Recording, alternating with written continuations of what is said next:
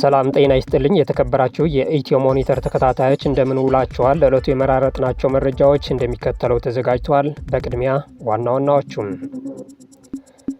ብሔራዊ ምርጫ ቦርድ የ7ኛው ጠቅላላ ምርጫ አጠቃላይ ውጤት ይፋ አደረገ። በውጤቱ መሰረት የብልጽግና ፓርቲ አብላጫ ወንበሮችን በማግኘት ገዥነቱን በድጋሚ አረጋግጧል። የትግራይ ወጣቶች የግዳጅ ወታደራዊ ምልመላ በመፍራት በብዛት እየሸሹ ነው ተባለ። የሱዳን ጦር ኤል ኦበይድን ለማጥቃት ሲንቀሳቀስ በነበረው የፈጥኖ ደራሽ ኃይል አርኤስኤፍ ላይ የድሮን ጥቃት መፈጸሙ አስታወቀም። በሌላ ዜና ደግሞ የተባበሩት መንግስታት ልዑክ አርኤስኤፍ በኤል ኦበይድ ጥቃት ለመሰንዘር የሚያደርገውን ዝግጅት እንዲያቁም ጥሪ አቅርበዋል። አሁን ወደ ዝርዝር እናልፋለን። አብራችን ቆዩም። ብሔራዊ ምርጫ ቦርድ የ7ኛው ጠቅላላ ምርጫ አጠቃላይ ውጤት ይፋ አደረገ። በውጤቱ መሰረት የብልጽግና ፓርቲ አብላጫ ወንበሮችን በማግኘት ገዥነቱን በድጋሚ አረጋግጧል። የኢትዮጵያ ብሔራዊ ምርጫ ቦርድ ትናንት ሰኔ 14 ቀን 2018 ዓ.ም በስካይላይት ሆቴል ባዘጋጀው ይፋዊ መርሃ ግብር የ7ኛው ጠቅላላ ሀገራዊ ምርጫ ውጤት ይፋ አድርጓል። በዚህ መሰረት ገዢው ብልጽግና ፓርቲ የህዝብ ተወካዮች ምክር ቤትን ጨምሮ ምርጫ የተካሄደባቸውን የሁሉም ክልሎችና የፌዴራል ከተማ ምክር ቤቶችን አብላጫ ወንበሮች በበላይነት አሸንፏል። ምርጫ ከተካሄደባቸው 501 የፓርላማ ወንበሮች መካከል ገዢው ብልጽግና ፓርቲ 438 መቀመጫዎችን በማሸነፍ የፌዴራል መንግስት ስልጣኑን ለቀጣዩ 5 ዓመታት አረጋግጧል።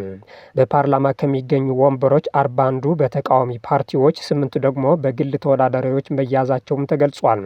ብልጽግና በሁሉም ክልሎች ሰፊ አብላጫ ወንበር ያገኘ ሲሆን በኦሮሚያ 523 ወንበሮች፣ በአማራ 257፣ በሶማሌ 214፣ በሲዳማ 175፣ በጋምቤላ 176፣ በማዕከላዊ ኢትዮጵያ 143፣ በደቡብ ምዕራብ 144፣ በደቡብ ኢትዮጵያ 182፣ በቤንሻንጉል ጉሙዝ 145፣ በአፋር 124፣ በሐረሪ 32፣ በአዲስ አበባ 134 እንዲሁም በድሬዳዋ 161 ወንበሮችን በበላይነት ወስደዋል።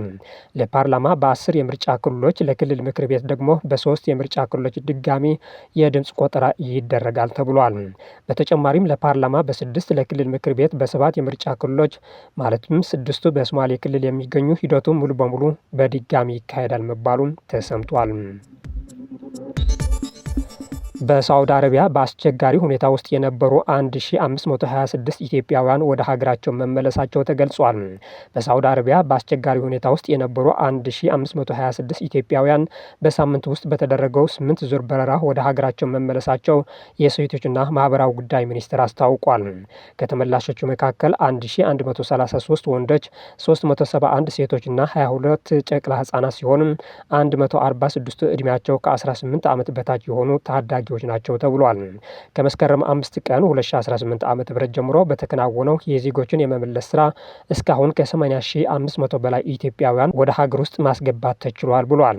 ሚኒስትሩ ለተመላሽ ዜጎች በአየር ማረፊያና በማቆያ ማዕከላት ተገቢውን ድጋፍና እንክብካቤ የማድረግና ከቤተሰብ ጋር የማቀላቀል ስራ ከሚመለከታቸው ባለድርሻ አጋር አካላት ጋር በመተባበር በትኩረት እየሰራ እንደሚገኝም ገልጿል። እንዲሁም መደበኛ ያልሆነ ፍልሰትን ለመከላከልና ግንዛቤ ለመፍጠር የጀመራቸው ተግባራት አጠናክሮ እንደሚቀጥልም አስታውቋል። የትግራይ ወጣቶች የግዳጅ ወታደራዊ ምልመላ በመፍራት በብዛት እየሸሹ ነው ተባለ። የፈረንሳዩ የዜና ወኪል አጃንስ ፍራንስ ፕረስ ነዋሪዎችና የዓይን እማኞች ጠቅሶ እንደዘገበው ሰፊ የግዳጅ ወታደራዊ ምልመላና አዲሱ የወታደራዊ ሕግ ፍርሃትን በመፍጠር መደበኛ እንቅስቃሴን እያደናቀፈ ነው። ወጣቶች ወደ ስልጠና ካምፖች በግዳጅ መግባታቸውን ለህዝቡ ከፍተኛ የስነልቦና ስጋት ፈጥረዋል ያሉት ነዋሪዎችም ይህም በርካታ ወጣቶች ከክልሉ እንዲሸሹ አስገድዷቸዋል። ሌሎች ደግሞ በሰፈራቸው ለመደበቅ እየሞከሩ ነው ብለዋል። በክልሉ ምክር ቤት የተዘጋጀው የወታደራዊ ጣልቃ ገብነት ረቂቅ አዋጅ መከተ የተባለውን የህልውና ዘመቻ የሚተች ወይም የሚያደናቅፍ ማንኛውም ሰው እስከ 25 ዓመት የሚደርስ እስራትና የሞት ቅጣት እንደሚበየንበትም ተደንግጓል። ተንታኞች ይህ በፖለቲካ አመራሩና ባሳለፉት ጦርነት እስካሁን ያልረሱና ያላገገሙ ሰዎች መካከል ከፍተኛ የፍርሃት ደረጃ እየፈጠረ መሆኑን ይናገራሉ። ምንም እንኳን ህወሓት ምልመላው በፈቃደኝነት እየተካሄደ ነው በማለት ክሱን ውድቅ ቢያደርግም መሬት ላይ ያለው እውነታ እውነታ ግን ተቃራኒ ነው ሲሉ ነዋሪዎችና ተንታኞች ተናግረዋል። ብዙ የክልሉ ወጣቶች ከግዳጅ ወታደራዊ ምልመላ ለማምለጥ በመሬትና በአየር ወደ ሌሎች የኢትዮጵያ ክፍሎች መሄዳቸውን ቀጥሏል ብለዋል ዘገባው።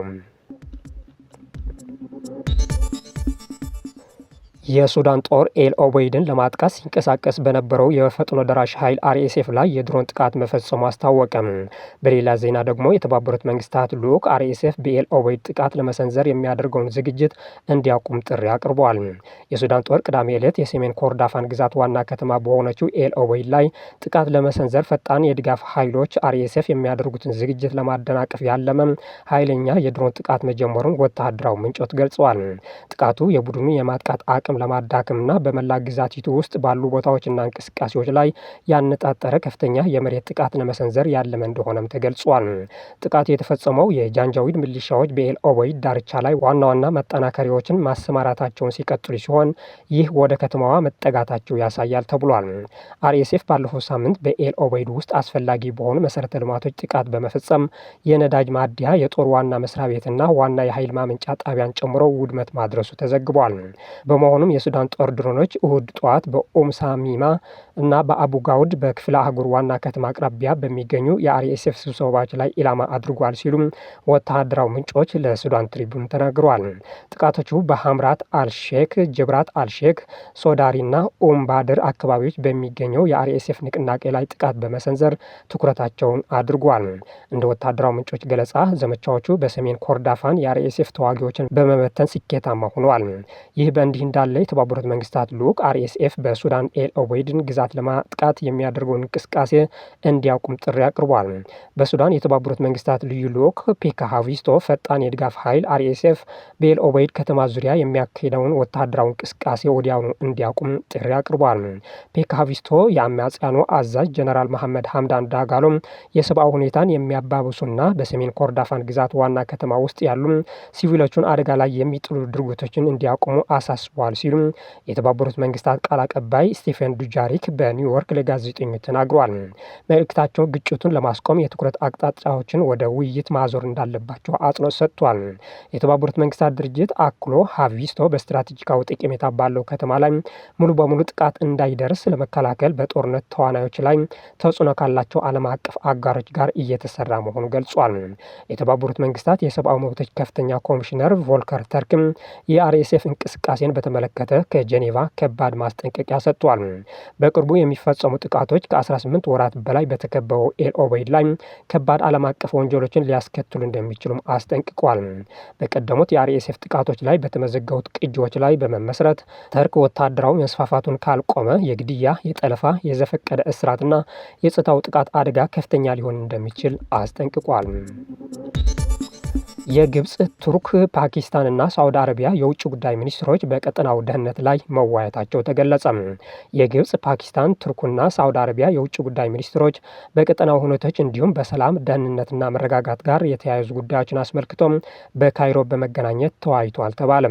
ለውይይቱ መካሄድ ምክንያት የሆነው ደግሞ በአሜሪካና በኢራን መካከል ያለውን ግጭት ለማስቆም በተፈረመው የመግባቢያ ሰነድ ትግበራ ላይ ድጋፍ ለመስጠት በሚደረገው የቀጠናው ጥረት ነው።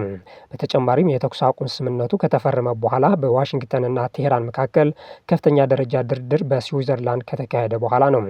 የሁለቱ ሀገራት ድርድር ባለፈው አርብ ይካሄዳል ተብሎ ተጠብቆ የነበረ ቢሆንም እስራኤል በሊባኖስ ላይ ባደረሰችው ጥቃት ምክንያት የተራዘመ ሲሆን ይህንን እርምጃ ደግሞ ቴሄራን ከስምምነቱ ጋር የሚጻረን ነው ማለቱ ይታወሳል።